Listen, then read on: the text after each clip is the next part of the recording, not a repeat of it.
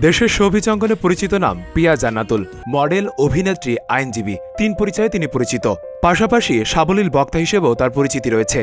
সম্প্রতি আইনজীবীর পোশাকে ব্যারিস্টার সুমনের পাশে দাঁড়িয়ে লাবণ্যময়ী হাসি দিয়ে নতুন করে আলোচনায় এসেছেন এই অভিনেত্রী। সামাজিক যোগাযোগ মাধ্যমে দ্রুত ছড়িয়ে পড়ে সেই হাসির ভিডিও। এরপরই নতুন করে ব্যাপক আলোচনায় আসেন তিনি। যার পাশে দাঁড়িয়ে ভাইরাল হয়েছেন সেই ব্যারিস্টার সুমনকে নিয়ে গণমাধ্যমের সঙ্গে খোলামেলা কথা বলেছেন এই অভিনেত্রী। পিয়া জান্নাতুল বলেন, বর্তমানে ব্যারিস্টার সুমনের সঙ্গে কাজ করছি। কাজ করতে গিয়ে দেখেছি তার মধ্যে অনেক গুণ রয়েছে। সব থেকে বড় গুণ হচ্ছে তার টাকার প্রতি কোনো লোভ নেই। মক্কেলদের কাছ থেকে এক হাতে টাকা নেন, আর এক হাতে সব টাকা দরিদ্র শিক্ষার্থীদের মাঝে বিতরণ করেন। এক কথায় বলা যায় তিনি চমৎকার একজন মানুষ।